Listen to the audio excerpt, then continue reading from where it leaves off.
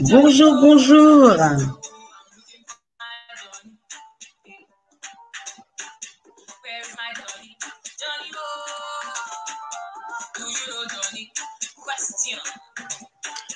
Bonjour, bonjour.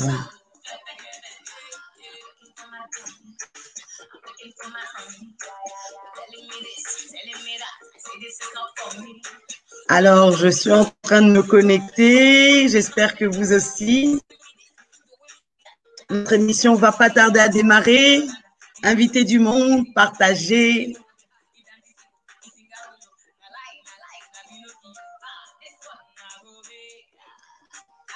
J'espère que vous allez bien.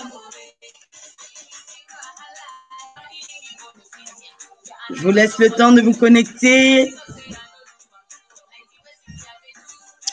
Bonjour à toutes et à tous.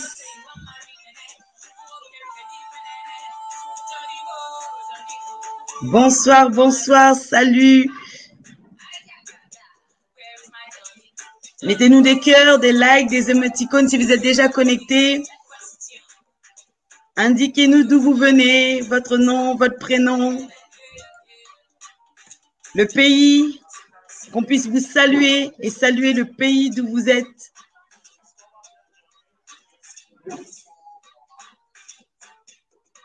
Bonjour, bonjour. On ne voit pas vos cœurs, vos likes, vos émoticônes. Partagez, partagez. Vraiment, vous avez été nombreux et nombreuses lors de la dernière émission. Bonjour, Gismav. Bonjour. Partagez l'émission, Gismav. Je compte sur toi. Invite du monde.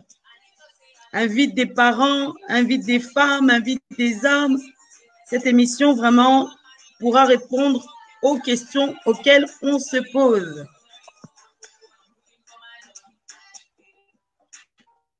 Bonjour, bonjour, je vois que vous commencez à vous connecter. Des cœurs, des likes, des partages. Donnez-nous la force. En tout cas, la semaine dernière, vous avez été top. Vous avez été top. C'était en début de semaine.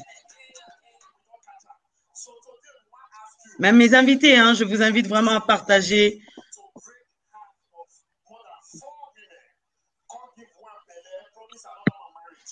Alors, encore un peu de musique, le temps que les gens se connectent. Bonjour, bonjour, bonjour, bonjour, bonsoir, selon le pays où vous êtes. Mettez-nous des cœurs, des likes, des émoticônes. Dites-nous d'où vous venez. Saluez-nous, qu'on puisse se saluer. Prénom, d'où vous venez. Bonsoir, bonsoir. Connectez-vous, connectez-vous, partagez l'émission, partagez l'émission.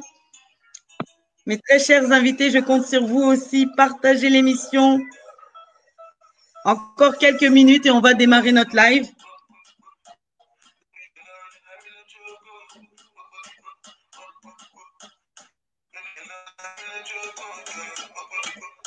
Partagez, partagez. J'aimerais que le nombre de personnes connectées augmente. Nous avons des invités de qualité, comme toujours, qui sont venus vous apporter des réponses à vos questions. J'ai reçu plein de questions. J'espère qu'on arrivera à les aborder sur les 1 heure, mais on a besoin de votre force.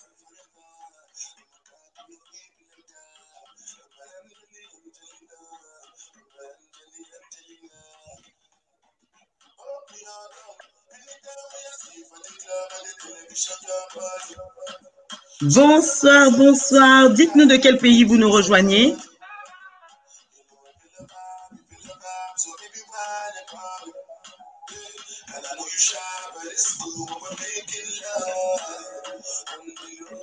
Bonsoir, bonsoir. Waouh, je vois que ça commence à monter. Les gens commencent à se connecter. Ça fait plaisir. Des likes, des cœurs. Allez-y. Donnez la force à nos invités.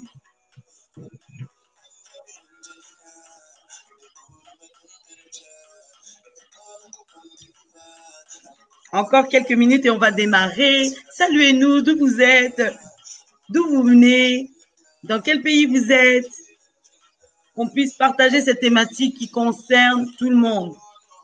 On a tous été confinés, on l'est tous encore un peu. Et aujourd'hui, on veut savoir où ça en est. Connectez-vous, connectez-vous. Je vois que ça commence à venir, mais c'est encore un peu timide. Priscilla Luzolo, bonsoir. Partage, Priscilla, partage sur ton mur, partage dans des groupes. Je compte sur vous, je compte sur vous. Moi, je partage. Hein. Ah. Partage, Priscilla, partage sur ton mur, partage dans des groupes.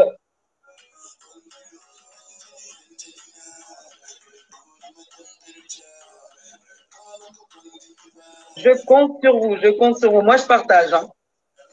Ah.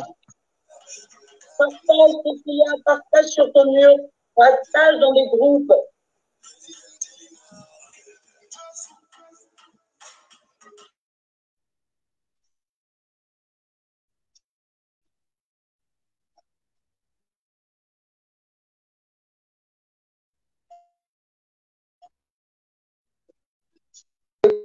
Moi, je partage. Hein.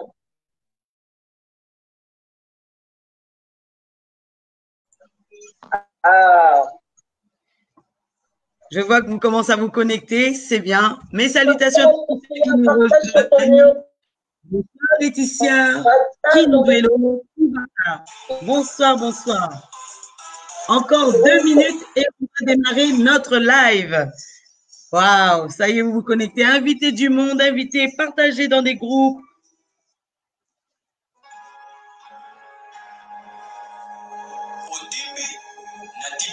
Partagez, partagez. Bonsoir Patricia Simone Kitumba. Bonsoir. Dites-nous d'où vous venez, si vous êtes dans notre pays. Allez, encore 2 minutes. On compte sur vous. Surtout, connectez-vous bien sur Miss Huguette et ensuite vous allez en bas à droite, il y a partager parce qu'il y en a qui partagent un replay. Nous ne sommes pas en replay, nous sommes en live avec nos invités.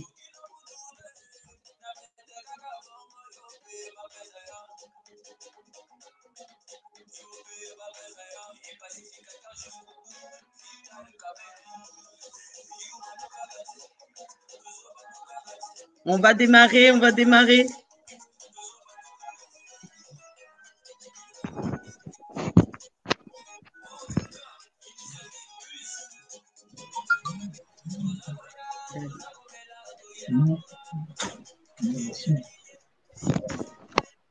Allez, on va démarrer, on va démarrer, on va démarrer. Patricia Simone, j'espère que vous avez partagé. Toutes les personnes qui se connectent, bonsoir, bonsoir. Merci d'être au rendez-vous ce soir. J'espère que vous avez partagé un partage, un soutien.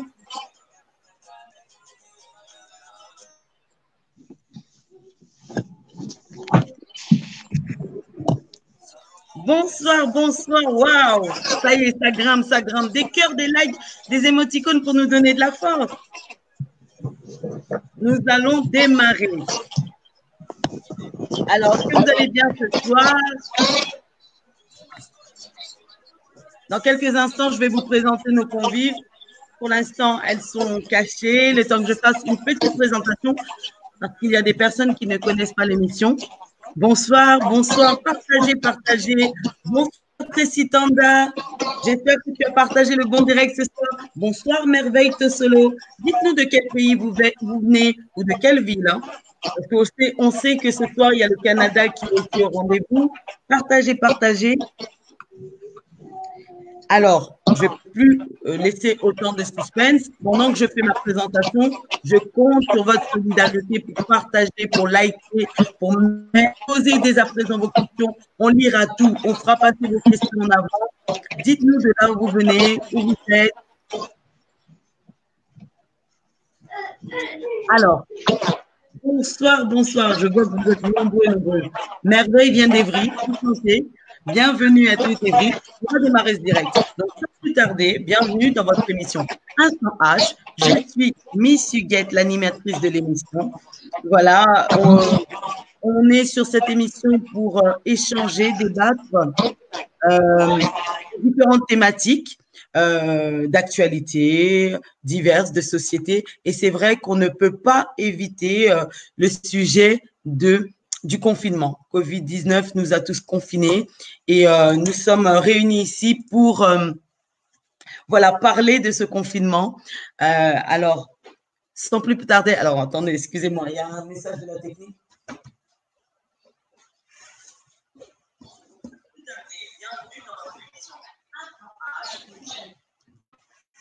Excusez-moi. Alors, sans plus tarder, on va démarrer cette émission. Donc, aujourd'hui, la thématique du jour, c'est le retour à l'école, le dilemme. Beaucoup se posent des questions. Beaucoup se posent des questions. Beaucoup se posent des questions. Voilà, nos enfants, on doit les renvoyer à l'école. Donc, on va parler déjà pour le cas de la France, mais ce confinement a été mondial. Ce confinement, il a touché tout le monde, comme vous le savez, que ce soit la France, que ce soit les États-Unis, que ce soit l'Afrique aussi. Et aujourd'hui, on commence à songer à y sortir progressivement. Nous avons tous entendu aujourd'hui, et puis depuis 2 semaines déjà, les discours du gouvernement. Cet après-midi, c'était du Premier ministre, Édouard Philippe, voilà, qui a encore réitéré son souhait de réouvrir les écoles. Mais voilà, il y a plusieurs zones d'ombre qui nous trottent encore. Les parents sont dépassés, les parents veulent des réponses. Et voilà, ce déconfinement, comment ça va se passer? Le retour des enfants. Est-ce que c'est aussi simple que ça sera aussi facile? Si vous avez des questions, elles sont les bienvenues. Si vous avez des réponses, elles le sont aussi. Moi, je ne suis jamais seule lors de cette émission, lors de ce direct. Je suis toujours entourée de nombreux invités et aujourd'hui, je suis entourée que de femmes. Voilà, des professionnels du domaine et des acteurs économiques et sociaux. Donc, aujourd'hui, je vais vous présenter mes invités du jour, mais je voudrais vraiment qu'on puisse partager cette émission, partager. Vous avez été une force incroyable. Nous sommes lors de cette 4e émission et j'ose croire que vraiment vous aimez, vous appréciez les thématiques que nous proposons et que vous pouvez au moins nous soutenir juste par un partage dans un groupe sur votre mur. Quand je termine l'émission et que je vois le nombre de partages, ça me fait chaud au cœur. Je me dis, tout ce travail, tout cet investissement paye. Bonsoir Papicho Olenga qui nous vient de Liège, de la Belgique. Mes salutations. Bonsoir Monsieur Darcy Capia David de Kinshasa. Tiffany, alors je ne saurais peut-être pas dire correctement le nom, Kinini qui nous vient d'Évreux en Normandie. Vraiment, mes salutations. Continuez à nous dire d'où vous venez, continuez à partager afin que un grand nombre soit au rendez-vous ce soir. Alors, le confinement avait pour objectif d'empêcher la multiplication de la pandémie, comme vous le savez. Qu'en est-il aujourd'hui? Est-ce que des mesures ont été prises pour nos enfants, des mesures sérieuses? Le conseil scientifique apparemment préconisait une rentrée pour septembre, mais le gouvernement en a décidé autrement. Nous avons voulu connaître l'avis des parents, des professeurs, des acteurs de la vie économique et sociale. Sans plus tarder, je vais vous les mettre à l'antenne, ici présents. Dites-nous si vous les voyez bien. Dites-nous si, voilà, vous voyez tout le monde. Je vais demander à mes invités d'ouvrir leur micro de façon à ce qu'elles puissent très rapidement saluer nos auditeurs et nos auditrices déjà connectés. Bonsoir à tous et merci d'être parmi nous. Alors, je vais y aller progressivement. Bonsoir, je vais commencer par Laetitia de la télé. Bonsoir Laetitia, ça va? Ça va et toi? Oui, très très bien, merci. Bonsoir Gwadeline, ça va? Bonsoir. Oui, ça va très bien, merci. Bonsoir Mive la Grande Royale. Bonsoir Miss Huguette, merci de l'invitation. Merci particulièrement à Gismave. Merci pour cette mise en relation, ça fait plaisir. Bonsoir Coralie. Bonsoir Miss Huguette, eh ben, c'est encore un plaisir de participer à tes émissions et j'ai entendu qu'il y avait une auditrice d'Évreux, donc salut parce que je suis d'Évreux. Merci. Et pour terminer, bonsoir Néla. Bonsoir Miss Huguette, bonsoir les auditeurs, bonsoir les invités. Très honorée par ton invitation, bonsoir. Merci. Mais vraiment, merci à toutes d'avoir répondu présente sur cette thématique. C'est vraiment très gentil. Alors, afin que nos auditeurs, comme le son compte beaucoup, soit parfait. Je vous demanderai de couper les micros parce que peut-être qu'on est nombreuses avec le flux d'Internet, les caprices, de couper les micros de façon à ce que progressivement vous soyez attentifs et le débloquer au bon moment. Voilà. Ça sera plus agréable pour les oreilles de nos auditeurs. Mais pendant ce temps, je vous invite vraiment, Monsieur Papicho Olinga, je compte sur vous. Vous êtes vraiment un fidèle, voilà, qui nous soutient, des partages, des likes. Bonjour Janice Matabissi, qui dit coucou Manella. Voilà, des fan clubs qui sont là, les soutiens, la famille, je pense. Continuez, dites-nous si vous connaissez certains participants. Donc, sans plus tarder, la thématique du jour est annoncée en bas. Retour à l'école, le dilemme. Comme je vous l'ai dit, je ne suis pas seule. Je ne vais pas faire durer aussi longtemps le suspense. Je vais quand même d'abord commencer par vous présenter très rapidement mes invités. On va commencer par Madame Gwadeline. Madame Gwadeline, si tu peux débloquer ton micro, ça va?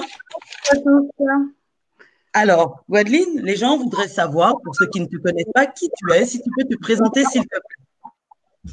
Alors, je m'appelle Gwadeline, je suis enseignante en maternelle et voilà, j'ai été invitée, merci de l'invitation pour participer à l'émission et pour essayer modestement de répondre aux questions si je peux.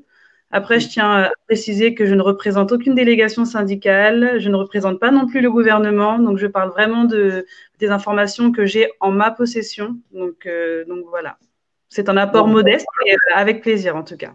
Très belle présentation. Il y a Dorcas MV qui salue Yanela. Yanela, vraiment à son public, là, on le sent.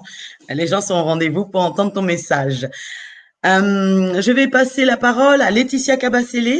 Laetitia, peux-tu te présenter pour les personnes qui ne te connaissent pas? Bonsoir, maman Huguette. Moi, je suis Laetitia. J'ai été gérante de 2 structures de micro-crèches en Normandie. Et maintenant, je suis devenue conseillère pour la gestion dans la petite enfance, etc. Donc, j'essaie de donner mon avis par rapport aux crèches. Comme a dit Gwadeline, en fait, c'est mon avis. Je ne fais partie d'aucune délégation. Donc, ça sera vraiment nos avis propres par rapport à ces questionnements que les parents se posent et aux nouvelles et aux informations qu'on a. Très bien. Alors, je vais donner la parole maintenant à Néla. Bonsoir Néla. Bonsoir Néla. Bonsoir tout le monde. Je m'appelle Néla. Je suis cadre à la CPM de Paris. Donc, comme les autres invités, je ne représente aucune fonction gouvernementale, ni aucune parti politique, ni aucun syndicat. Je parle vraiment en ma parole en tant que mère et en tant que citoyenne de France. Voilà. Superbe. Superbe. On verra par la suite.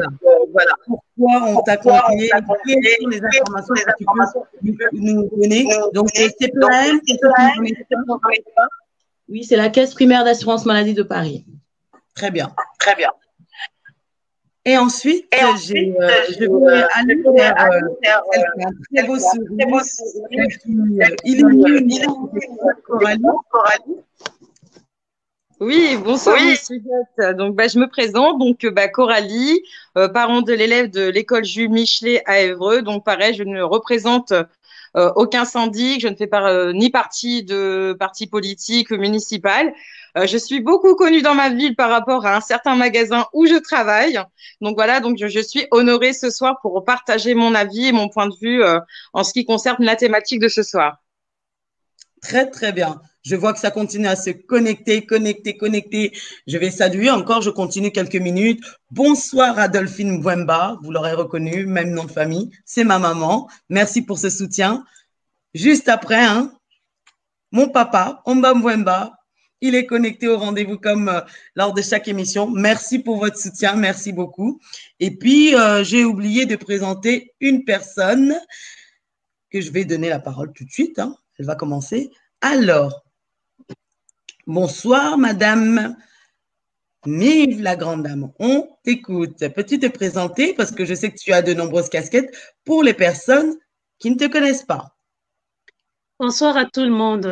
Miss Huguette, particulièrement à toi. Bonsoir à toutes les panélistes. Ça me fait un réel plaisir de partager avec vous ce soir.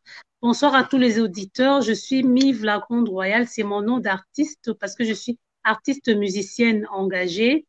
Je suis également journaliste engagée et activiste. Donc, je m'arrêterai là. Ce soir, je prends la casquette de mère de famille. Je parlerai en tant que parent d'élèves de l'école primaire. Voilà. Bon, en tout cas, merci pour cette belle présentation. Elle a été très humble hein, parce qu'elle en a des casquettes et des casquettes et des casquettes. J'espère qu'on pourra les développer lors d'une autre émission. Alors, je vais m'adresser dans un premier temps à Gwadeline. Gwadeline, si je commence par toi, c'est parce que tu es professeur des écoles. Le thème, je le rappelle, retour à l'école, le dilemme. Donc, je voudrais revenir un petit peu en arrière, Gwadeline. Lors de l'annonce qui a été faite par le président de fermer les écoles. Donc, si je ne me trompe pas, c'était le 16 mars. Oui, c'est ça. C'était de fermer les écoles. Comment ça s'est passé? Comment vous l'avez appris? Et comment vous en avez informé les familles? Alors, on l'a appris à la télé comme tout le monde. On savait que c'était une possibilité, mais on n'était pas sûr que ça tomberait un jour. Et en fin de compte, on a regardé la télévision et comme tout Français pour parler de la France, on a appris ce jour-là que les écoles allaient fermer dès le lundi qui suivait. Donc c'était un jeudi soir et donc le vendredi, ça a été un rush pas possible dans les écoles. Il a fallu s'organiser pour donner un maximum d'informations aux familles qui allaient se présenter donc le vendredi. Il a fallu s'organiser aussi pour pouvoir informer toutes les familles qui étaient restées à la maison parce que petit bobo ou pas panne de réveil ou peu importe. Et il fallait aussi s'organiser pour donner un maximum de travail pour la première semaine, ne sachant pas encore comment on allait s'organiser pour la suite. Pour que tout soit fait dans les temps, en fait. On avait une journée pour pouvoir s'organiser. Waouh, ça a été le grand rush. Hein? Donc, il n'y a pas eu de préparation en amont, etc. etc. Je vais poser la même question du coup à Néla.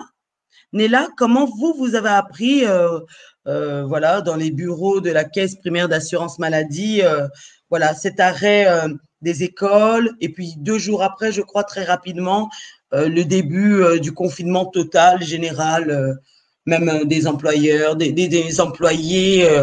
Comment vous l'avez appris, vous? Si tu peux débloquer ton micro, s'il te plaît. Voilà, vous m'entendez? Très bien. Là, c'est mieux? Voilà. Oui. Donc, c'était le dernier vendredi avant l'annonce du président Macron. Donc, il était environ 15 ou 16 heures quand on a reçu un mail du directeur général de la Caisse nous annonçant que d'ici quelques jours, la France allait être mise en quarantaine et que les écoles allaient être fermées. Et que moi, en tant que mère de famille, ayant des enfants scolarisés, il m'a été proposé le télétravail parce que il savait déjà qu'il serait impossible de reprendre pendant de très très longues semaines. D'accord. Laetitia, toi, tu étais encore jusqu'à il y a 3 mois, toujours directrice de 2 microcrèches.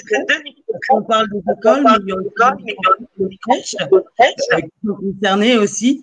Alors, comment vous l'avez appris, comment tu l'as appris et comment vous avez pu l'annoncer aux salariés et puis aux familles? Alors nous, c'était un peu compliqué parce qu'on a eu des petits couacs avec le gouvernement. On a appris en même temps que les professeurs des écoles, le vendredi, je crois, ou le jeudi soir, je ne me souviens plus très bien, comme quoi toutes les structures accueillant des enfants, donc les écoles, les crèches, devaient fermer. Par la suite, il y a eu un autre communiqué du gouvernement, je crois le lendemain, qui disait qu'en fait, non, les structures petite enfance pouvaient accueillir, pouvaient rester ouvertes jusqu'à 10 enfants. Donc nous, tout ce qui était micro-crèche, on était concernés. Donc le lundi, donc toutes les structures ont commencé à s'organiser pour pouvoir accueillir des enfants. Donc les grosses structures qui accueillaient 30 enfants donc, ont essayé de réduire leur quota et accueillir que 10 enfants. Et les micro-crèches ont essayé de continuer en fait l'ouverture. Ce qui s'est avéré un peu compliqué parce qu'à cette période-là, on n'avait toujours pas de masque.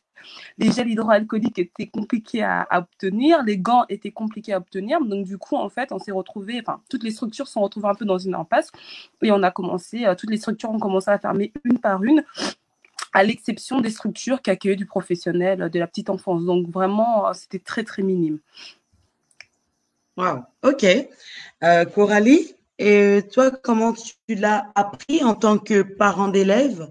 Comment on te l'a annoncé? Par quel canal? Est-ce que ça a été l'école ou directement, voilà, suite à l'élocution d'Emmanuel Macron?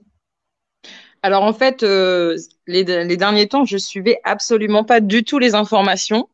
C'est ma sœur qui m'a appelé, qui m'a dit est-ce que t'es au courant, la sœur, que lundi, les écoles sont fermées? Je dis oui, oui, non, c'est une blague, c'est une blague. J'ai été voir les réseaux sociaux et je me suis renseignée auprès du magasin auquel je travaillais, qui m'a dit effectivement, ben, c'est fini, Coralie, on passe en quarantaine, en confinement, stop le boulot, stop les écoles, stop le monde entre guillemets, quoi.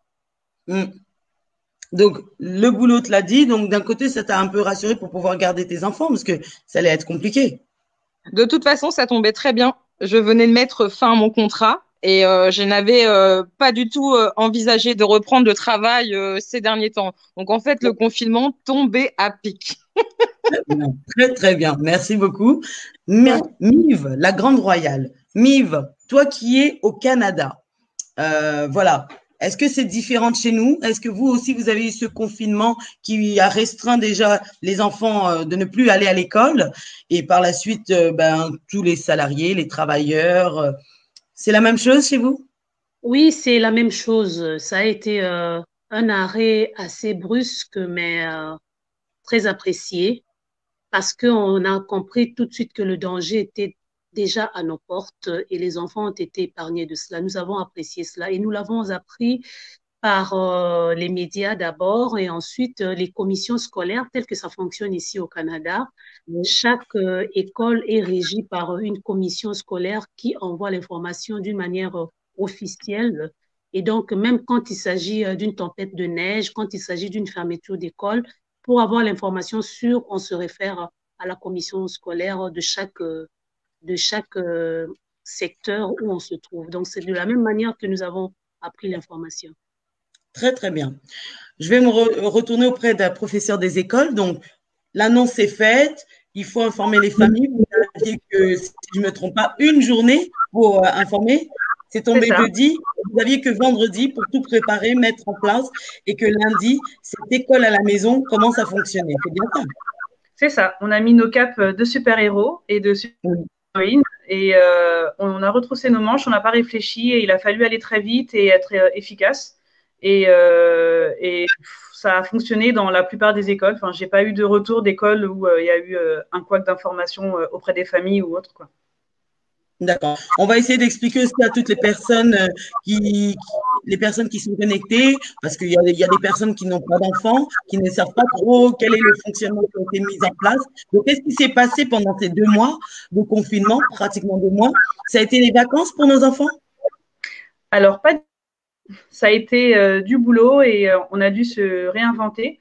Parce qu'au final, donc on a dû faire du télétravail, sauf que c'était pas du tout la même chose de gérer un ordinateur avec des commandes à distance et de gérer des enfants et de les faire travailler. Donc, il a fallu trouver de nouvelles techniques d'apprentissage, des nouvelles activités. Et je pense que la partie la plus difficile, ça a été de présenter notre travail aux parents de manière à ce que ce soit compréhensible pour eux, pour qu'ils puissent être capables de le réexpliquer après à leurs enfants. Sachant qu'un parent n'est pas professionnel de l'éducation et on en a conscience. Et pour autant, il a son rôle de parent à jouer et il a toute sa place dans ce travail. Mais voilà, on a des petites techniques pédagogiques, on a des manières de travailler qui, en interne, c'est fluide en fait, on le fait naturellement. Oui. Et là, il a fallu tout expliquer, revoir les consignes, revoir les activités Et même pour la maternelle, revoir comment imbriquer une activité avec une autre, combien de temps l'enfant doit passer sur ça, quel retour on en attend aussi, parce que si on lance des activités comme ça et qu'on n'attend pas de retour, on n'est pas sûr que ce soit fait et au final, c'est l'enfant qui est pénalisé. Donc au final, ouais, ça a été beaucoup de boulot. Je pense que ça a été plus de travail que lorsque nous sommes en classe, parce que du coup, il a fallu prémâcher pas mal de choses, il a fallu téléphoner régulièrement aux familles.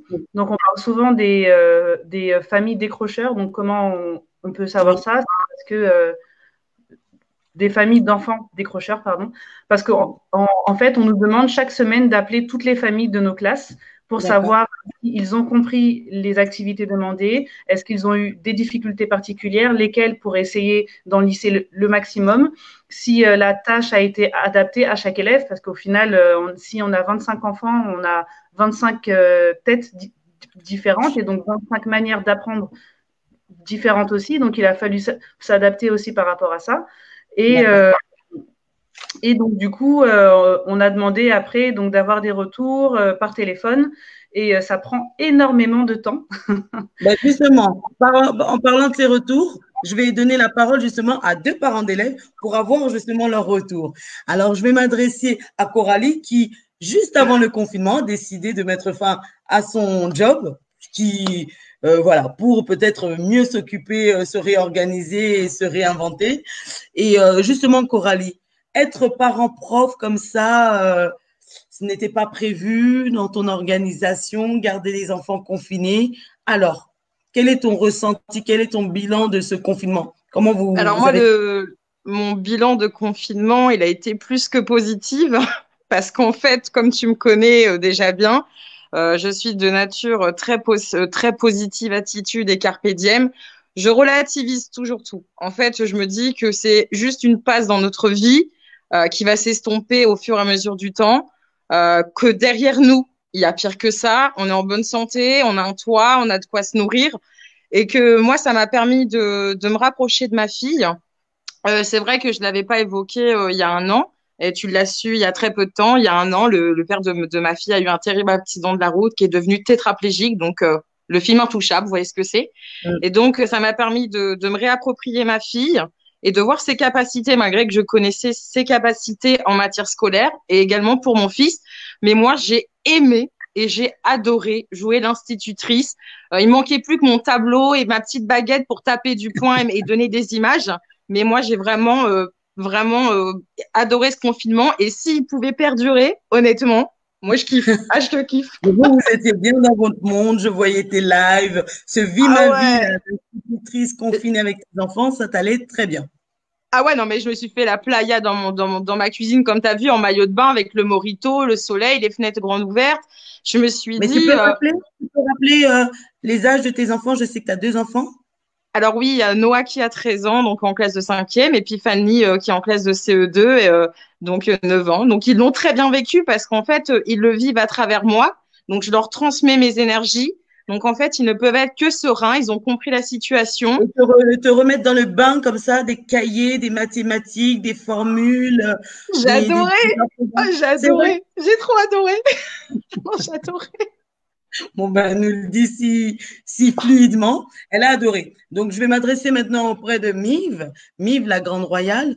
Comment toi, voilà, est-ce que toi, ça a été le même cas? Tu étais à la maison, parce que de ce que tu nous as dit, tu travaillais et que tu as été mis en télétravail. Donc, tu devais continuer à travailler de chez toi.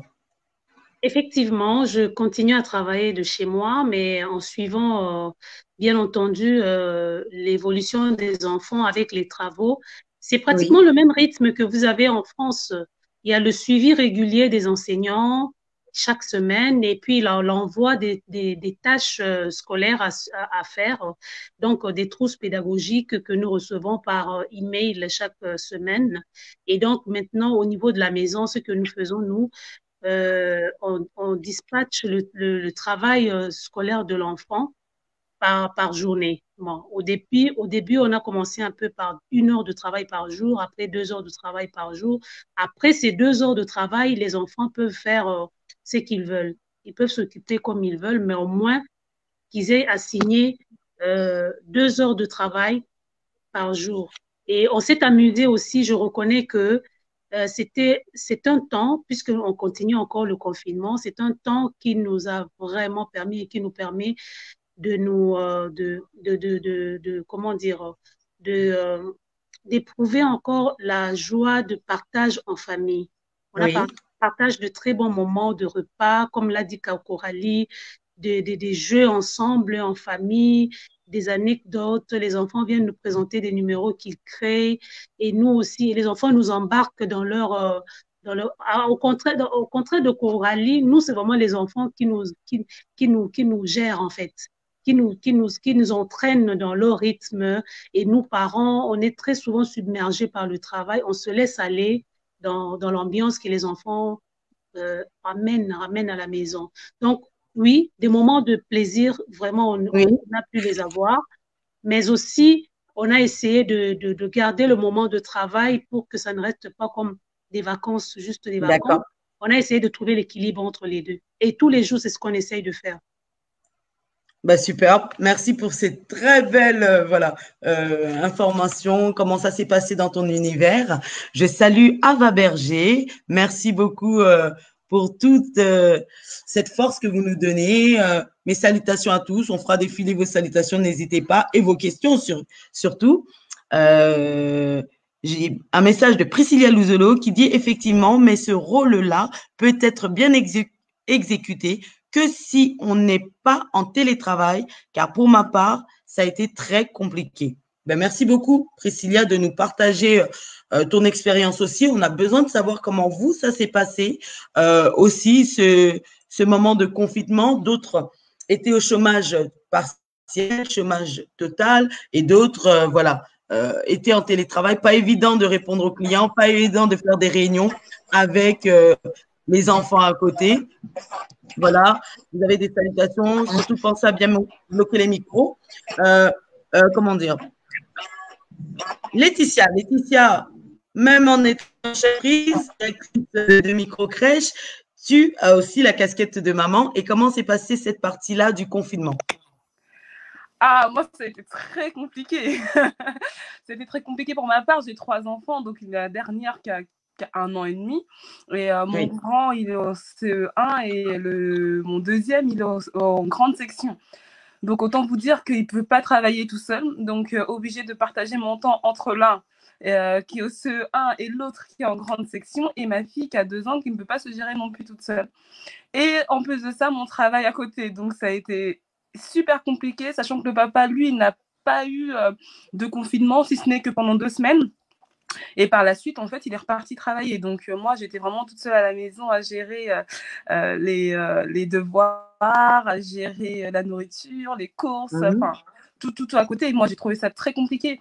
Mais malgré tout, pour l'annonce du 11 mai, retourner à l'école, mettre mes enfants à l'école, non, parce que c'est… On répondra à cette question.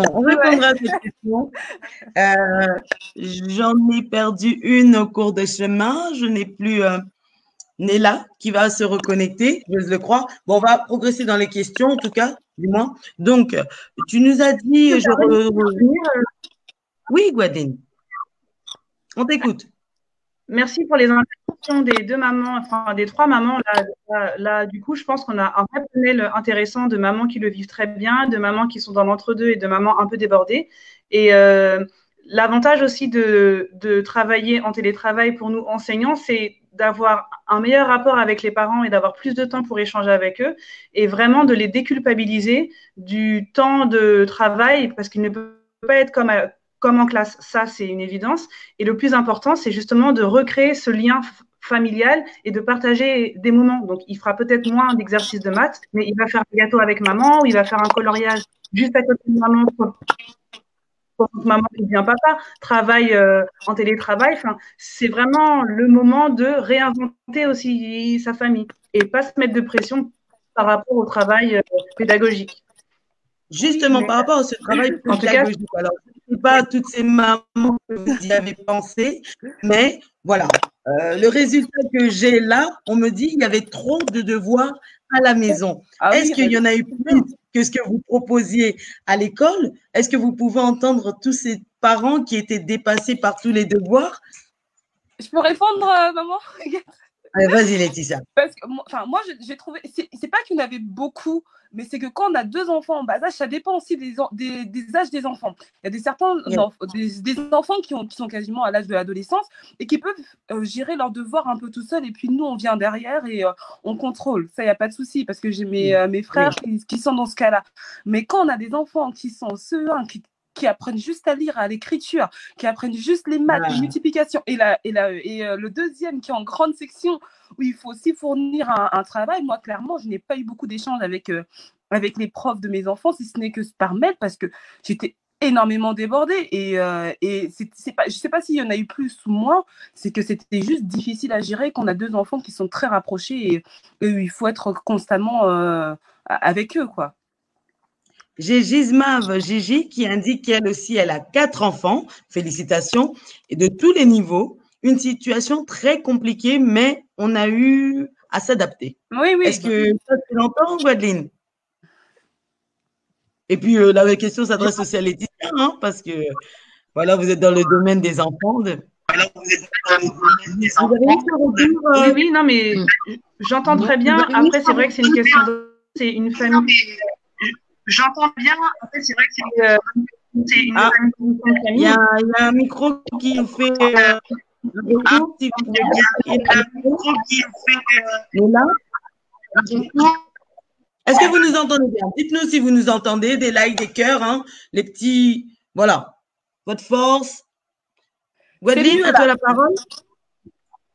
C'est mieux? Donc, je disais que c'est d'organisation et c'est aussi une question de composition de famille. C'est clair qu'une famille avec un enfant aura moins de difficultés de travail qu'une famille avec 4 ou 5 enfants. Donc après, c'est aux enseignants aussi, c'est possible d'adapter aussi le travail par rapport à la situation de l'enfant, en fait. Si on a 25 élèves, on a 25 manières de travailler différentes. C'est ce que je disais, en fait, tout à l'heure. Après, c'est pas forcément évident à faire pour tout le monde. Et après, c'est vrai que ce que les collègues donnent en général comme travail, c'est des grandes lignes à suivre. Après, si on a fait 2 exercices en moins ou si on a fini plus tôt, il n'y a pas mort d'homme, quoi. C'est vraiment pour donner une ligne directive. Est-ce que c'est tout ce que vous avez donné là, ça va être comptabilisé, ça va être, voilà, ça va compter dans le bulletin scolaire des enfants? Alors, concernant la maternelle, non. Concernant l'élémentaire, je ne pense pas non plus. Après, je ne suis pas en élémentaire, donc après, peut-être que chaque école a décidé différemment, mais je ne pense pas. L'idée, c'est de maintenir chaque enfant dans une situation d'apprentissage. Ce n'est pas de le noter ou de l'évaluer à la sortie du confinement. Très, très bien. Très, très bien. Ben, on va poursuivre, on va avancer sur cette thématique. Donc, on a parlé du moment de l'annonce, pendant, et puis maintenant, on va parler, on s'approche du déconfinement. Donc, je vais donner la parole à Laetitia. Laetitia, avec toutes ces informations qu'on a eues, ces démentis, voilà. On a pas mal d'informations. Je pense que même le gouvernement, comme il peut nous apporter les réponses au mieux, mais voilà. Est-ce que tu peux nous dire la date exacte de la reprise des écoles? Parce que j'ai cru croire que c'est la semaine prochaine. Alors moi, je ne suis pas dans les écoles, c'est plus Gwendoline qui va pouvoir y répondre. Ou de la crèche. Oui, moi je suis dans les structures vraiment avant les écoles, donc vraiment des crèches. Et oui, la date de reprise pour tout le monde, même dans le secteur de la petite enfance et que dans les crèches, etc., ça va être à partir du 11. Mais comme le gouvernement l'a bien précisé, c'est au bon vouloir des parents. Donc, c'est-à-dire que ce n'est pas obligatoire. C'est vraiment les parents qui le veulent, qui peuvent déposer leurs enfants soit à l'école, soit dans les crèches. À savoir que s'il y a trop d'enfants, trop d'élèves dans une classe, ils vont être dispatchés pour pouvoir garder vraiment vraiment essayer de garder ses distances de sécurité. Et priorité aussi aux parents qui n'ont pas le choix, en fait, qui doivent aller retravailler et qui doivent, ou le personnel soignant, ou voilà. On va y aller progressivement, justement, pour les conditions, les clauses. Donc, ce que je retiens, c'est que ça démarre à partir du 11, à partir de lundi, et que c'est sur la base du volontariat. Gwadeline, je reviens vers toi par rapport à la question de Monsieur Ipoma qui demande est-ce que la communauté africaine, par rapport à d'autres communautés, assure un bon suivi à domicile des enfants en cette période de confinement? La question est indiquée. Alors, je suis désolée, mais je ne comprends pas la question parce que la communauté africaine de France, ou est-ce qu'il parle d'un pays d'Afrique en particulier? Moi, dans mon école, il n'y a pas de différence de travail entre une collègue d'origine africaine ou des enfants d'origine africaine. Et du coup, je ne comprends pas le sens de la question. Pour moi, il n'y a pas de différence entre la communauté africaine ou d'autres communautés. Je pense que la différence est plutôt la situation de précarité de la famille. C'est absolument pas l'origine ethnique.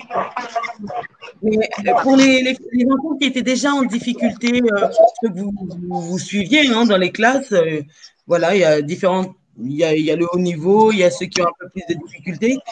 Est-ce que vous avez pu faire quelque chose de plus personnalisé ou vraiment ils ont eu les mêmes exercices, les mêmes enseignements que tout le monde sans avoir de cours particuliers? Comment ça s'est passé pour ces enfants en difficulté?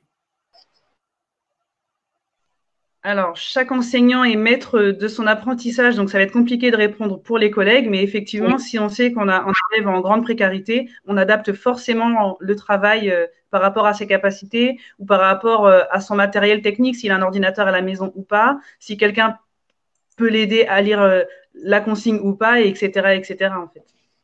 D'accord. Très, très bien. Alors, justement, on parlait de ce déconfinement qui aura lieu à partir du 11 mai. Il y a plein de questions. J'ai vu sur les réseaux sociaux tout se dire, tout se faire. Les gens étaient en panique, les gens se posaient des questions. Comment ça va se passer? Est-ce qu'on envoie nos enfants puisque vous dites que c'était la guerre? Nous étions en guerre, comme l'avait dit notre président. Et là, on nous dit, les premiers à sortir de cette guerre, ce sera nos enfants. Est-ce qu'on les envoie au front? Est-ce qu'il y a des risques? Est-ce que le gouvernement est devenu fou? Voilà. Qu'est-ce qui va se passer pour la suite? Aujourd'hui, les gens ont besoin d'être rassurés. Aujourd'hui, les gens ont besoin d'avoir des réponses. Et aujourd'hui, on a aussi besoin de savoir qu'est-ce que vous allez faire de vos enfants. Alors, je vois Laetitia Kidwela Kivata qui dit que moi, avec 3 enfants à la maison, une soignante travaillant en 10 heures, c'était vraiment compliqué. Vous l'entendez, les différents profils, les situations familiales.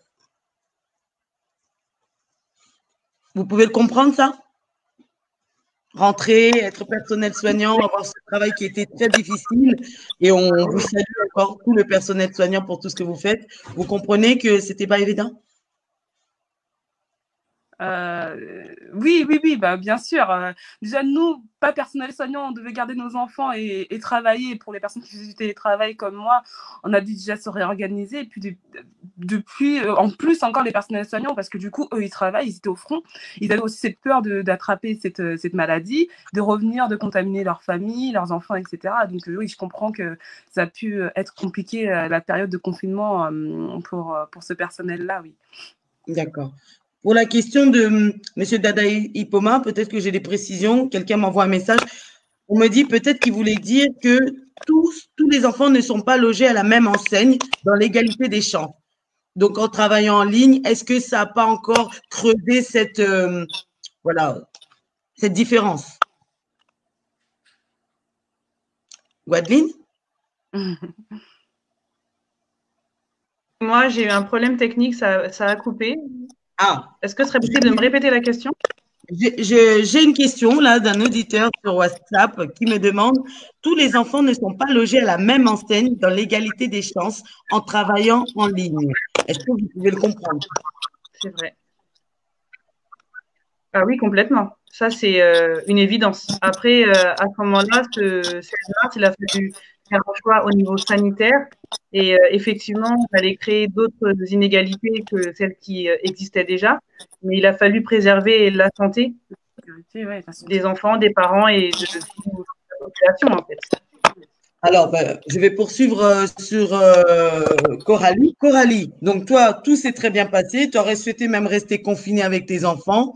Mais voilà, hein, le retour à l'école, l'annonce de vous pouvez redéposer vos enfants à l'école sur la base du volontariat. Alors, avant que tu nous dises ce que tu as décidé, je vois Nella qui essaye de se dépatouiller avec sa connexion. J'ai un gros souci de connexion depuis tout à l'heure, donc je ne comprends pas trop.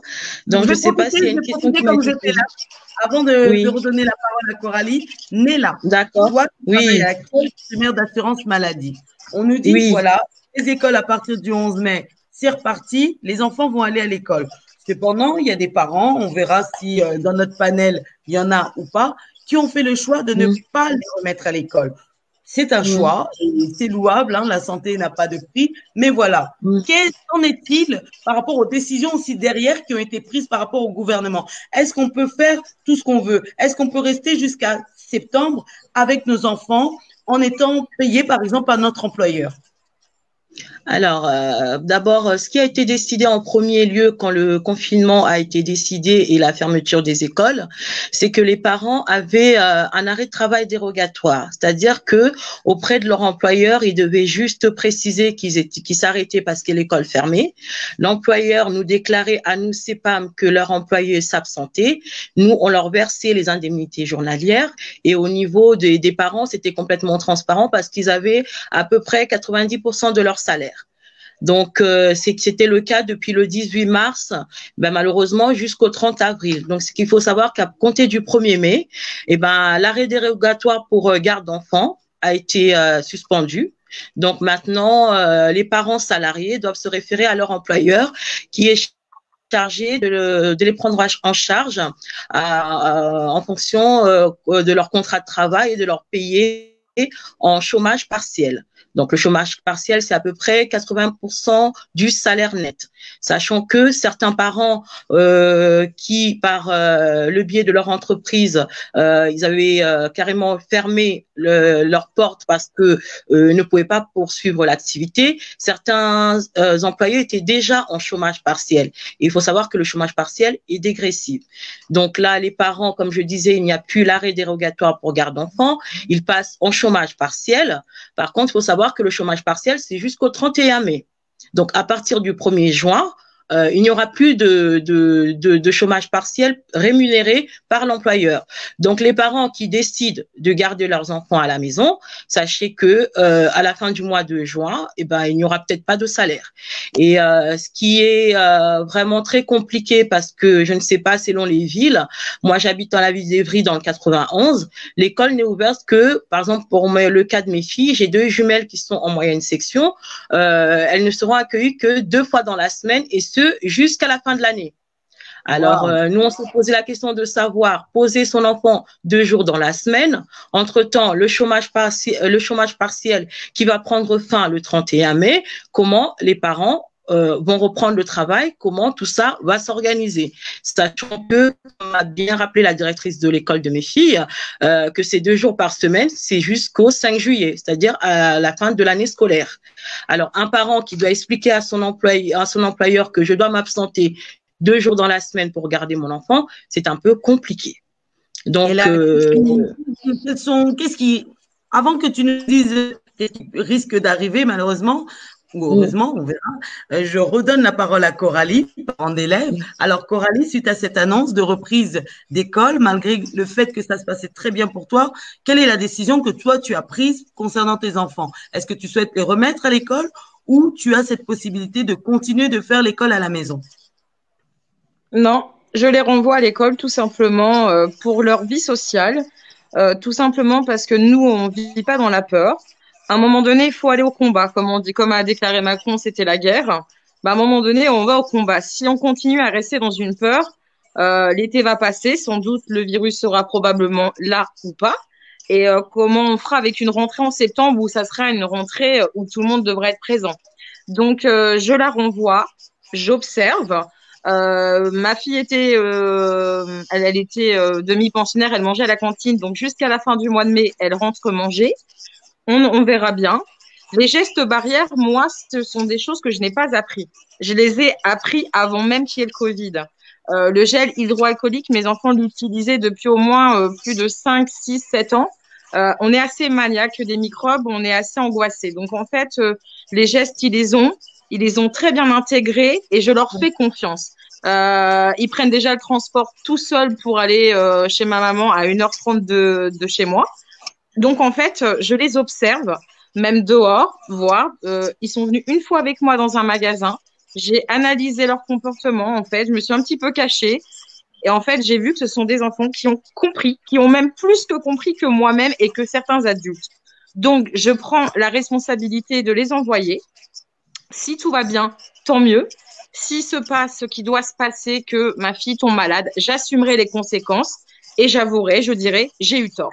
Mais je me dis, si on ne fait pas, on ne peut pas savoir. D'accord. Donc, toi, voilà, tu les envoies, tu prends ce risque, tu as confiance aux mesures barrières qui sont mises en place normalement dans les établissements et tu verras ce qui se passe. C'est bien ça? C'est tout à fait ça, voilà. Donc, on prend les gestes barrières. On a compris qu'il fallait le masque pour le collège. Moi, ma fille, en fait, dans sa classe, ils seront que 5. La plupart des parents ne remettent pas leurs enfants à l'école. On nous a demandé l'avis. Moi, j'ai fait le choix de la remettre parce que elle est en soif d'apprendre et elle aime l'école en tout point. J'ai besoin aussi de respirer étant donné que moi, je les ai toute l'année. J'ai pas de relais de papa. Donc, en fait, j'ai besoin aussi ça. J'ai besoin de me réintégrer aussi un petit peu dans la vie professionnelle. J'ai des droits que au mois d'août. Donc, il faut que je puisse aussi assurer un petit peu mes droits de travail, tout simplement. D'accord. Merci pour ton point de vue. Je vais poser la même question à Mive, la grande royale. Mive, alors, déconfinement vous aussi dans quelques jours, hein, on se suit. Quelle est la décision que toi, tu as prise, malgré que toi aussi, je pense que tu nous l'as dit, ça s'est aussi bien passé, tu as su t'organiser avec les… Tu as combien d'enfants? 2 enfants. 2 enfants. Un Donc en là, bas âge. en bas âge, la reprise est voilà, a été programmée. Et quelle est la décision que toi, tu as prise? La décision de ne pas remettre mon fils en bas âge à l'école, j'ai pris cette décision, je dirais, à la dernière minute, parce qu'au départ, j'étais de l'avis de Coralie de le faire retourner à l'école. Après avoir discuté longuement avec les encadreurs, les éducateurs et les enseignants, j'avais pris la décision de le remettre à l'école. Et qu'est-ce qui t'a fait changer d'avis alors? Ce qui m'a fait changer d'avis, c'est que j'ai écouté une éducatrice pédagogique qui est une amie que j'ai reçue d'ailleurs à l'une de mes émissions télévisées. Elle nous a donné des détails que je n'avais pas. Elle a parlé des éléments elle a évoqué des raisons comme les raisons économiques qui ont fait que les gouvernements décident le déconfinement. Donc, il faut faire retourner les enfants pour permettre à ce que l'économie reprenne. Alors, j'ai senti comme si nos enfants étaient un peu pris comme des cobayes. Ça m'a tiqué. Et puis, un autre élément, c'est que, mais cet élément, celui que j'évoque maintenant, c'était plutôt positif. Nos enfants en bas âge ne sont pas en mesure d'assimiler des matières scolaires en ligne comme les enfants, par exemple, de l'école secondaire. Si c'était ma fille de l'école secondaire qui devait retourner à l'école, je pense que j'aurais pris la décision, moi aussi, de la laisser retourner parce qu'elle a maîtrisé certains rudiments liés aux mesures de sécurité. Mais s'agissant de mon fils de 8 ans et demi, j'ai reculé. Je l'ai amené aux urgences dimanche dernier. Et aux urgences, ce que j'ai constaté, c'est que les infirmiers, le corps médical étaient pratiquement comme des extraterrestres. Ils étaient couverts de la tête aux pieds jusqu'au nez. Les ordinateurs étaient emballés avec du plastique, la souris, la même chose. La distanciation était donc… J'ai senti une sorte de phobie aux urgences. La peur, même s'ils ne le disent pas, mais on ressent la peur. Et j'ai regardé mon fils. Déjà, j'ai l'habitude de le surveiller régulièrement, même quand nous allons dehors. Chaque fois que je vais dehors avec mon fils, il n'assimile pas totalement les gestes de sécurité. Il ne les intègre pas totalement. Il n'a pas de réflexe. Lui… D'accord. Donc, vraiment, ce passage aux urgences m'a fait reculer. Et parce que j'ai vu que mon fils n'était pas prêt ils n'étaient pas en mesure de pouvoir se protéger. Oui, il y a la question sociale, oui, ça lui manque énormément. Il veut retourner, il veut travailler. Et je suis d'accord par le fait qu'il écoute beaucoup plus son enseignante que moi, ça c'est sûr et certain. Moi aussi, j'aimerais qu'il retourne à l'école pour l'aspect social. Mais sur l'aspect sanitaire, je ne les sens pas prêts. Je ne les sens pas prêts. Je me dis, moi, je travaille à la police. Je travaille à la police et je reçois des courriels. On est en train de faire des statistiques et on annonce qu'il y a une deuxième vague de Covid qui va frapper. Mais s'il y a une deuxième vague qui va frapper, comment est-ce qu'on ose prendre les risques de retourner les enfants à l'école, sachant que les enfants, et c'est vrai qu'on parle des mesures de distanciation sociale, c'est vrai qu'on parle de la réduction du nombre d'élèves dans les classes. Moi, mon fils est seul que je surveille. Je me questionne comment les enseignantes vont surveiller 2, 3 enfants qui courent en même temps ou qui vont toucher quelque chose, qui vont faire ceci, qui vont faire cela. J'ai du mal à imaginer ça. En théorie, c'est bien beau, mais dans la pratique, j'ai du mal à voir comment est-ce qu'ils vont réussir à gérer cela. Donc, on va justement voir cette pratique. On va justement rebondir sur cette pratique. Gwadeline, cette pratique, alors nous, les adultes, on connaît normalement maintenant par cœur, mettez, port du masque, lavez-vous les mains régulièrement, distanciation de sécurité, des barrières, d'un mètre. Alors, comment on fait en classe? Comment on fait quand on est confiné? Comment on fait quand on va à la cantine ensemble? Comment on fait quand on est dans la récréation? Après 2 mois qu'on n'ait pas vu ses amis, on a envie de jouer avec eux. On a envie de les cajoler, de leur faire un câlin. Comment vous allez pouvoir respecter ces mesures barrières? Alors, il y a eu un protocole sanitaire qui a été rédigé par le gouvernement, qui a été envoyé à toutes les structures. Donc, je pense que pour les crèches aussi, à mon avis. Laetitia, tu nous diras si c'est le cas. Et du coup, en fonction de ce protocole sanitaire, chaque école a eu à rédiger un plan de réouverture et a dû le faire valider par l'inspecteur d'académie. Donc, du coup, c'est les mesures barrières qu'on connaît tous, et il a fallu faire des marquages physiques, que ce soit des marquages au sol, que ce soit des barrières physiques. Il a fallu aussi écarter les tables dans les classes pour qu'il y ait suffisamment d'espace, avoir un nombre d'enfants qui soit petit. Donc, comme disait Mive, alors je ne sais pas si je le prononce. Mive, c'est très bien. La Mive, effectivement, ça va être compliqué de contrôler 10 enfants, par exemple, en même temps, parce que du coup, pour les maternelles, ils ont dit que finalement, on allait descendre à 10 maximum par classe. Et c'est parce que ça peut être compliqué que du coup, on a eu tout un tas de documents d'aide pour avoir des idées d'activités à faire pour pouvoir respecter ce confinement. Donc, des jeux avec des respects de distanciation, beaucoup faire parler les enfants pour leur expliquer, mettre des mots sur ce qui se passe, pourquoi il faut se protéger, et en passant par le jeu et par la communication. L'idée, c'est de faire comprendre aux enfants, comme disait Coralie, pour que ce soit des gestes qui soient intégrés et automatisés.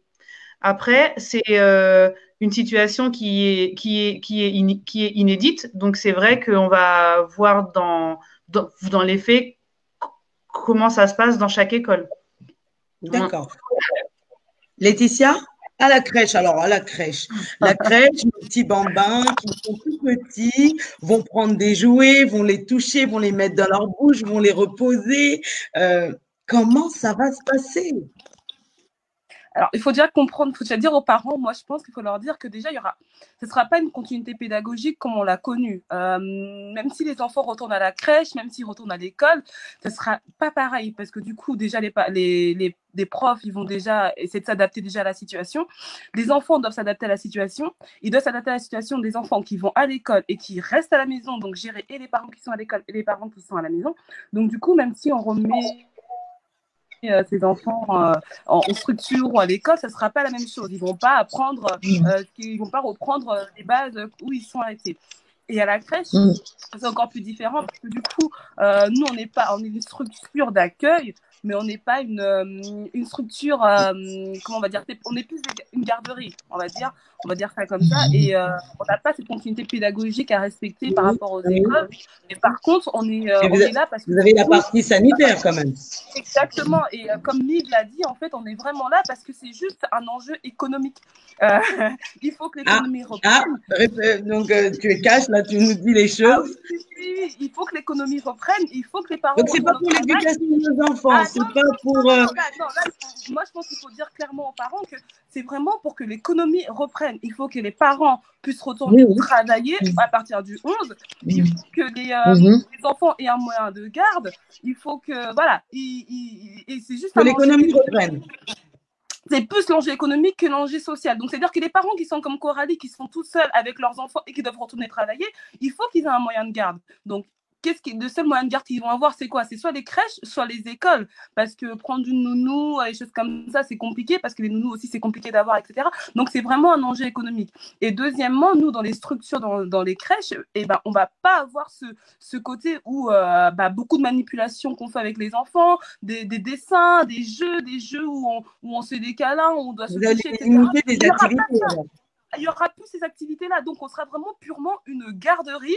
Vous venez, vous déposez vos enfants. C'est-à-dire que les enfants, eux, ils n'auront pas ces gestes barrières à respecter. Ce sera les professionnels qui auront ces gestes barrières à respecter. Donc, les professionnels doivent mettre un masque, doivent mettre des gants, doivent avoir des gels hydroalcooliques, doivent changer de vêtements, doivent avoir des tenues adaptées pour la structure. Et quand ils rentrent chez eux, ce n'est pas la même tenue qu'ils vont avoir pour rentrer chez eux. Ils ont tout un protocole à respecter. C'est-à-dire que c'est le professionnel qui va avoir ces gestes barrières-là. Et ce qu'il faut savoir, c'est que ils vont pas toucher les enfants, ils vont pas avoir ces moments quand on partait les coucher, avoir ces moments d'intimité avec l'enfant, le lire une histoire, être là à ses côtés. Non, il y aura pas ça. Donc ça, il faut que les parents vraiment le comprennent et l'intègrent. Ça sera la gendarmerie professionnelle. Ça sera purement des garderies. Après, on va essayer, comme dit un professeur des écoles, je ne me rappelle plus de son prénom, on va essayer d'avoir ce moment où on va partager aux enfants, les faire comprendre les gestes, pourquoi ce moment-là, pourquoi il y a le confinement, pourquoi tu ne veux pas être avec ton copain, pourquoi tu n'es pas avec ta maîtresse, parce que s'il y a plus de 10 élèves, on va dispatcher les enfants, ils vont aller dans d'autres classes, etc. Mais voilà, il n'y aura pas cette continuité pédagogique. Donc moi, c'est pour ça que j'ai fait le choix de garder mes enfants à la maison. Même si c'est dur, même si c'est compliqué, au moins, je peux essayer de continuer ces 4 heures de cours que j'ai le matin avec mon grand, ces 2 heures que j'ai l'après-midi avec mon fils, tout en étant serein et pas en me disant que quand je vais aller chercher mon enfant, qu'est-ce que je vais trouver? Est-ce que ça s'est bien passé? Est-ce qu'il n'aura pas touché les autres élèves? Est-ce qu'il aura respecté ci, ça? Est-ce que... Voilà, c'est vraiment pour ça que j'ai décidé de garder mes enfants à la maison. Très bien. Et Gwendoline, toi-même qui t'occupes plus des enfants sur l'école, maintenant à l'école, on a entendu parler des masques pour les adultes qui sera obligatoire, etc. On sait que pour les enfants, pour les adultes, il y aura des masques qui seront systématiques. Et pour les enfants, alors vous allez obliger à mes enfants de porter des masques pendant 8 heures de cours? Alors déjà, je n'inflige rien à personne parce que c'est pas moi qui prends les décisions, mais dans le protocole, le masque est fortement recommandé pour le personnel, donc que ce soit les enseignants, les AVS, donc c'est les personnes qui aident les enfants en situation de handicap, et les ATSEM pour les maternelles, et pour toutes les situations où on se retrouve à moins d'1 mètre de l'enfant. Et je viens de lire le petit message, effectivement, qui adore les câlins, mais même les maîtresses adorent les câlins. Mais malheureusement, il n'y aura pas de câlins pendant cette période. Et donc, je me suis perdue du coup. Les masques, les gants, les masques ne sont pas recommandés pour les enfants de la maternelle. Et pour l'école élémentaire, je n'ai pas l'information. Alors, il y avait un moment où ils disaient qu'il ne fallait pas. Après, ils ont dit si, c'était fortement recommandé. Et je n'ai pas eu la mise à jour 2.0. Donc là, je ne sais pas ce qu'il est dit pour les enfants en classe élémentaire. Mais je sais que c'est obligatoire pour oui. On a eu plusieurs avis sur Coralie, une maman qui a décidé de remettre ses enfants à l'école. Et on a mis la Grande Royale qui, elle, a décidé de les garder. Il y a quand même un sentiment de boule au ventre, d'information pas totalement encore prête, l'école n'est pas encore prête à accueillir. Ce déconfinement devrait se faire progressivement. Et oui, tu souhaiterais dire quelque chose. Ouais, Miss Huguette, je voudrais juste renchérir un peu sur ce que Laetitia disait tout à l'heure et peut-être encourager Coralie aussi, on ne sait jamais. En fait, moi, je dirais les parents qui en ont la possibilité. Moi, j'ai le choix de pouvoir garder mes enfants à la maison. Honnêtement, à entendre Laetitia parler, à entendre aussi Gwendoline parler, je suis tentée, moi, de remettre mon enfant à l'école. Mais je me dis, étant donné que toutes ces mesures sont prises, vraiment, honnêtement, l'émission vaut la peine d'être nommée dilemme. C'est vraiment un dilemme, c'est très difficile. Moi, je me dis, oui, je peux le faire retourner à l'école parce qu'il n'y aura même pas beaucoup d'enfants. Mais j'ai le choix de le garder parce que je suis en télétravail. Mais les parents qui n'ont pas le choix de le faire, comme Coralie, je pense qu'il y a lieu d'envoyer les enfants. Avec toutes ces mesures, honnêtement, hein, pour être sincère avec vous, je ne pense pas vraiment que le gouvernement prend une décision qui va être en défaveur de nos enfants. Mais en même temps, nous-mêmes aussi, je suis contente qu'on nous ait donné la possibilité de choisir. Au moins, chacun de parents est co-responsable de ce qui nous arrive. Mais ce qui me plaît en même temps, c'est que les dispositions sont prises pour les parents qui décident que les enfants retournent à l'école. Non, mais moi, pour le moment, je pense que c'est mon option pour le moment. J'ai la possibilité de garder mon enfant parce que je suis en télétravail. Voilà. Oui. Néla, est-ce que tu nous entends? Oui, je vous entends là. J'ai vraiment une très mauvaise connexion, donc on va en profiter pendant que je suis en ligne. On va faire avec. Donc Néla, il faut que tu nous dises les choses. Tu nous as fait comprendre qu'à partir de fin mai, le chômage partiel ne sera plus payé aux familles qui souhaitent garder leurs enfants. C'est ça. Et voilà. Donc, comment ça va se passer? Ça veut dire que c'est un retour au travail obligatoire. Ah ben là carrément, on est dans une procédure de ce que j'ai appelé dernièrement la dictature est en marche. Donc dans le cas de Coraline qui veut remettre ses enfants à l'école parce que elle ne travaille pas pour le moment, mais moi je suis en télétravail, donc j'ai fait le choix de ne pas mettre mes deux jumelles à l'école vu que mes grands sont au collège et l'ouverture n'est pas encore d'actualité. Donc pour les deux petites en moyenne section, elles iront pas à l'école. Je vais continuer de faire l'école en ligne, mais pour les parents que je plains réellement qui doivent reprendre l'école, sachant que les entreprises ont vraiment souffert de plus de 50 jours d'une crise que la France n'a jamais connue. Aujourd'hui, je vois mal un chef d'entreprise dire à son employé, bon, bah, écoute, tu peux venir que 2 jours dans la semaine, les autres jours, reste garder ton enfant. Non. Donc, ce qui est à craindre pour certains parents, c'est soit des licenciements et carrément des démissions pour garder leurs enfants. Parce que tout n'est pas mis en place pour pouvoir, accueillir les élèves dans des bonnes conditions. C'est-à-dire soit 5 jours dans la semaine, parce que cette histoire de 5 élèves par 10 élèves par classe, c'est juste du n'importe quoi. Autant prendre que le gouvernement prenne ses responsabilités comme ont fait d'autres pays de l'Union européenne, comme a fait le Canada ou les États-Unis, carrément réouvrir les écoles en septembre, le temps que toute cette vague puisse passer. Parce que là, c'est mettre les parents dans l'embarras, les entreprises n'en parlons même pas. Donc, moi, je crains pour la France la prochaine crise à venir. Vraiment, ça va être terrible. Pour les parents qui sont obligés de retourner travailler la semaine qui va arriver, ça va être terrible. Parce que ce qu'on nous dit pas, c'est que l'école, ce n'est pas tous les jours. Et ce n'est qu'un système de garderie pour le moment qui nous est proposé. Je pense pas que j'ai calculé pour mes filles 2 fois dans la semaine. Il reste 5 semaines de cours. Je rebondis sur une question que je vais afficher d'Émilie Aubert. Huguette, je n'ai pas entendu la question.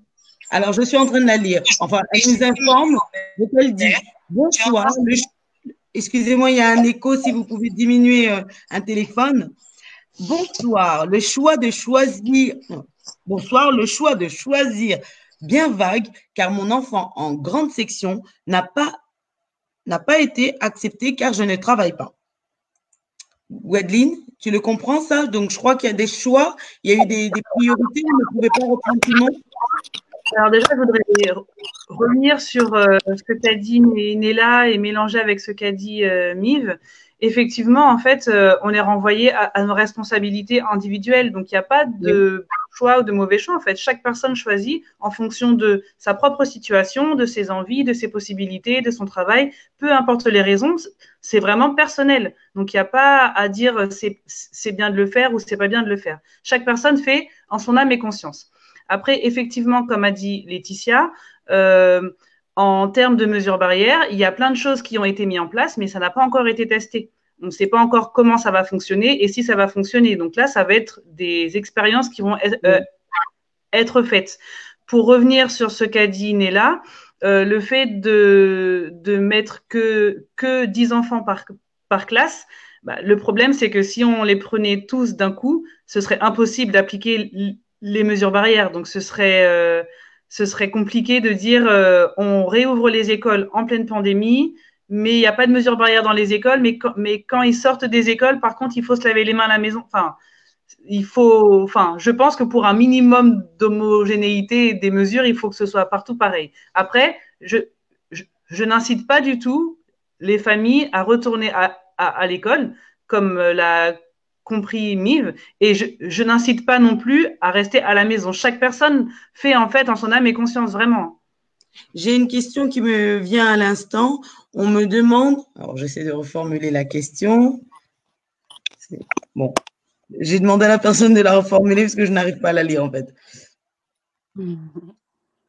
Mais est-ce que je peux répondre Oui, vas-y Laetitia. Et moi, je trouve qu'en fait, le choix de retourner ou de pas de retourner, enfin, de mettre son enfant ou pas, ça nous importe à nous, mais ça importe aussi au gouvernement. En fait, le gouvernement se cache sous cette mascarade. Moi, je pense de dire on laisse le choix aux familles comme ça, en fait. Si les familles décident de le mettre, ok, il n'y a pas de souci, ils vont le mettre, ils prennent leurs responsabilités. S'ils ne le mettent pas, ils ne prennent pas aussi leurs responsabilités. Alors que moi, je pense que c'est un gouvernement un bon gouvernement doit pouvoir trancher en disant oui, on ouvre les écoles, non, on n'ouvre pas les écoles. Oui, on peut assurer la sécurité de vos enfants, non, on ne peut pas la sécurité. Là, pourquoi je dis toujours que c'est plus un choix économique, parce que c'est vraiment pour porter l'économie, pour que l'économie essaie de rebondir. Et on dit, on va laisser le choix aux familles. Comme ça, c'est les familles qui prennent leurs propres décisions. Au final, s'il arrive quelque chose, bah, c'est elle qui a décidé. Et s'il n'arrive rien, bah, voilà, au moins, elle est restée à la maison, quoi. Laetitia, je te sens un peu remonter avec tout ça. Donc, oui, toi, tu sais que d'ordre économique et tu ne trouves pas ça bien. Je laisse… Parce qu'en fait, moi, je trouve ça vraiment, c'est un peu se cacher derrière certaines choses. Le gouvernement nous dit pas tout, il faut savoir. Enfin, je suis pas cette théorie du complot ou quoi que ce soit, mais il y a des choses qu'on nous dit pas. Donc, le fait de ne pas dire les choses aux parents, ça les pousse aussi à se poser d'autres questions. Moi, j'aurais voulu mettre mes enfants à l'école pour me dire, voilà, j'ai 3 enfants, je ne vais pas me débarrasser, mais voilà, j'ai plus ce poids de dire, je dois faire les devoirs à telle heure pour telle personne, pour tel enfant, et de me dire, bah, je laisse aux parents. Mais en fait, non, parce que si je les mets et qu'il arrive quelque chose, c'est moi qui va m'en vouloir. Et si je les mets pas, je me dis, au moins, voilà, j'ai essayé de garder mes enfants. Mais en fait, non, c'est au gouvernement de dire, on ouvre, on sait qu'on peut assurer la sécurité de vos enfants, on n'ouvre pas parce qu'on sait qu'on ne peut pas assurer la sécurité de vos enfants. Même comme dit Gwen, les gestes qui ont été mis, ils n'ont même pas été testés. On ne sait même pas si ça va fonctionner, si les gestes barrières, si les enfants vont les respecter dans les crèches, dans les petites écoles, dans les sections, des petites sections. On ne sait même pas si les enfants vont pouvoir respecter ces gestes barrières. Moi, tous les matins, mon fils, il faisait un bisou à sa maîtresse. Donc, arriver en disant non, tu ne vas pas faire de bisous, oui, il va le respecter 1 fois, 2 fois. Oui, mais maîtresse, il faut que j'aille aux toilettes. Maîtresse, il faut que je fasse ci. Comment on peut assurer ça? Qu'est-ce que vous pensez, vous, chers auditeurs, auditrices, de cette réflexion, cette analyse? Est-ce que pour vous, on renvoie à l'école les enfants pour permettre aux parents de reprendre leur activité professionnelle? L'économie en a pris un coup, la crise est peut-être en train de guetter nos portes. Est-ce que tout simplement, on les utilise comme quelqu'un l'a mis, mais je ne souhaite pas l'afficher comme des cobayes? Quel est votre point de vue? Je vais lire le message de Papi Chiolenga qui dit « Le choix est vraiment dilemmatoire, comme l'a dit Coralie, reprise d'école pour le gouvernement d'ici peu, alors que les professionnels de santé prévoient une deuxième crise sanitaire, une deuxième vague d'infection du Covid. » Je donne la parole à Miv. Très rapidement, on va voilà, donner nos derniers arguments avant de conclure.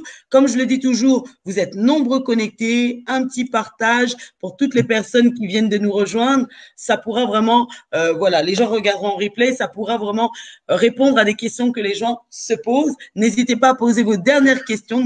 Nous sommes en train de chuter vers notre fin d'émission. Miv, tu voulais prendre la parole et réagir par rapport à ça. Oui, merci Miss Huguette, merci à Laetitia. Je pense que Laetitia, ton intervention vaut la peine.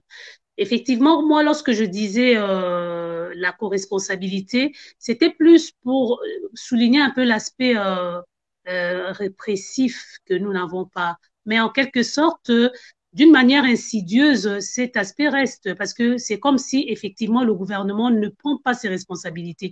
Le gouvernement paraît comme nos gouvernements agissent comme des gouvernements démissionnaires en ce moment-ci.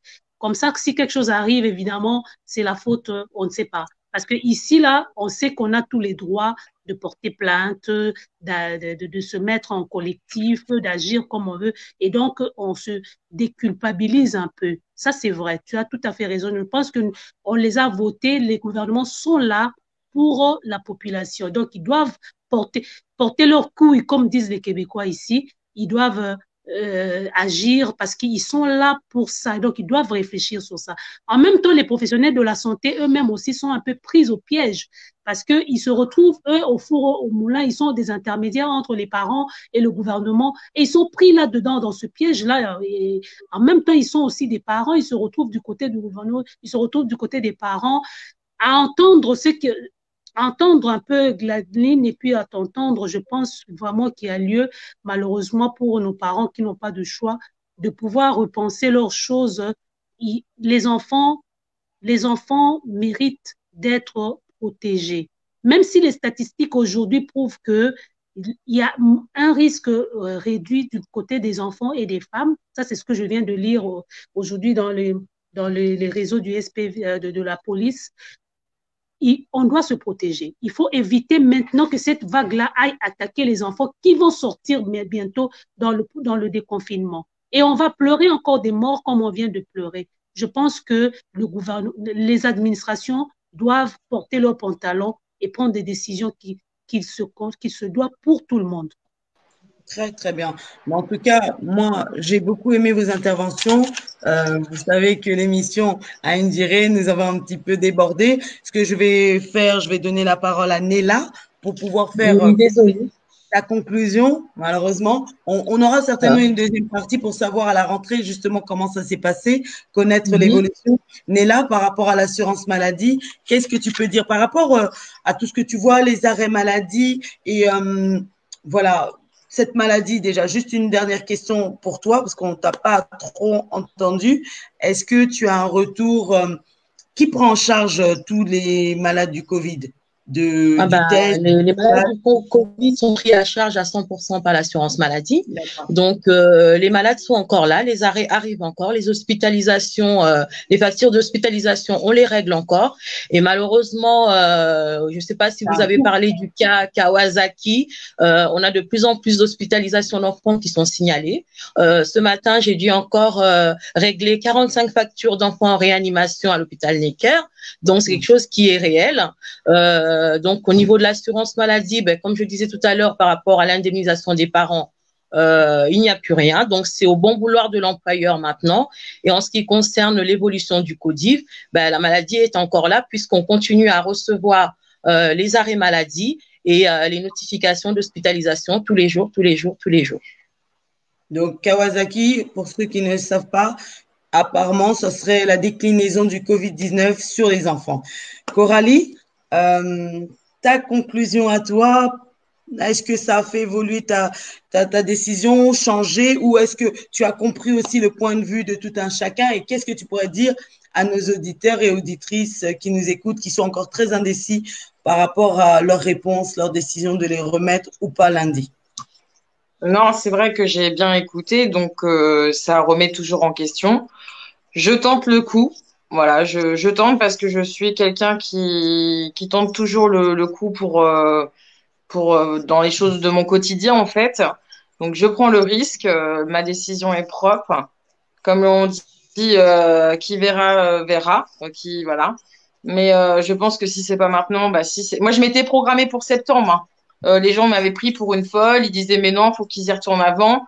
Maintenant que c'est mai, voilà, ça râle. Les Français sont toujours, de toute façon, des insatisfaits de la vie. Donc, je me dis, voilà, non, non, je reste sur ma position.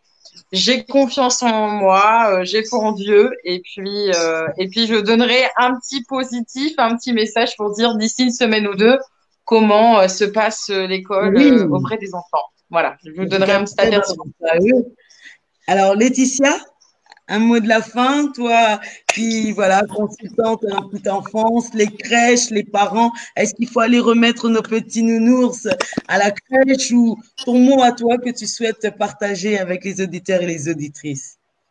Ouais, après, comme tout le monde a dit, c'est vraiment au bon vouloir des parents. Il ne faut pas blâmer les parents qui veulent mettre leurs enfants à l'école parce qu'ils sont obligés d'aller travailler parce que ils ont une perte de 500 à 600 euros sur leur salaire. Il ne faut pas blâmer les parents qui ne veulent pas remettre leurs enfants parce qu'ils ont cette possibilité-là de pouvoir garder les enfants. Donc voilà, c'est vraiment propre à chacun. Voilà, chacun fait son propre avis et après, voilà, comme dit Coralie, qui vivra verra et on verra bien par la suite. Et puis j'espère faire une deuxième émission en disant que voilà, tout s'est bien passé finalement et qu'on avait un peu tort, quoi. Merci beaucoup. Alors, je vais donner maintenant la parole à Mive, qui peut aussi s'exprimer auprès de tous les auditeurs et auditrices. Voilà, est-ce que ce partage t'a fait aussi réfléchir et quel est le message que tu souhaiterais adresser pour ta conclusion? Merci encore, Miss Huguette, pour la parole. Merci surtout à toutes nos panélistes pour vos interventions qui ont été très pertinentes parce que ça nous a permis à nous tous, que ce soit nous qui sommes sur le plateau, que ceux qui nous suivent, de pouvoir nous positionner. Moi, je dirais que ça m'a finalement conforté dans ma position de garder l'enfant à la maison. Je vais le garder. Et les enfants, la santé est fragile. Et je vais vraiment, moi je suis croyante, je vais prier vraiment pour les parents qui vont être obligés de remettre leurs enfants à l'école. On va prier pour tous les enfants, nous allons les confier sous la protection divine, que rien ne puisse leur arriver, que ce soit ceux qui vont être à la maison, que ceux qui vont retourner à l'école, parce que notre monde a besoin de nos enfants, de leur protection, c'est l'avenir de demain. Et évidemment, je vais aussi recommander tous nos professionnels de la santé entre les mains du Seigneur. Vous faites un travail magnifique. Vous avez un double travail que vous faites, que ce soit pour les enfants que pour vous-même, vos familles, pour les messages éclairés que vous nous donnez, pour l'accompagnement, parce qu'en longueur de journée, c'est vous qui accompagnez ces enfants. Vraiment, merci. Que le Seigneur vous accompagne aussi. J'aimerais, en même temps, vous savez, nous sommes noirs, nous autres, nous sommes de la peau noire. Malheureusement, nous subissons aussi des choses qui sont un peu liées aussi à notre peau. C'est un peu le côté difficile de la chose. Malheureusement, c'est la réalité que nous vivons. Moi, dans le quartier où je vis ici au Canada, c'est un quartier qui est un peu... C'est un quartier qui est un peu raciste. Il y a un écho, hein, je ne sais pas si vous suivez bien. Ça y est. Merci. C'est un quartier qui est un peu trop raciste. On le ressent même quand nous allons dans les hôpitaux, dans les urgences. Qu'est-ce que j'ai constaté la dernière fois que je suis allée? Cette peur-là semble cacher même un aspect raciste. Ça ne me plaît vraiment pas de le mentionner, mais je pense que nous devrions également faire attention à cet aspect qui peut influencer le traitement de nos enfants dans les écoles. Je le dis avec beaucoup de douleur dans l'âme. C'est quelque chose que je ne souhaiterais vraiment pas, mais en même temps, ça doit nous éveiller parce que tout le monde n'est pas animé de bonne foi et que nous devons rester éveillés. Et je supplie vraiment les enseignants, les éducateurs à se dépasser quand ils sont en face des enfants qui sont vulnérables, qui n'ont pas d'arguments, qui n'ont pas de mesures de protection à part nous. Donc nous, les parents, c'est nous qui pouvons protéger nos enfants. Les enfants, quand ils sont en face des adultes, ils ne peuvent que suivre ce que les adultes disent. Donc je recommande vraiment à tous nos éducateurs de se dépasser et de traiter les enfants avec compassion, comme des êtres humains. Merci. Merci beaucoup, Mive, la grande royale. Merci beaucoup. Je laisse l'honneur à notre professeur des écoles, Gwadeline, de nous communiquer, de nous partager son mot de la fin.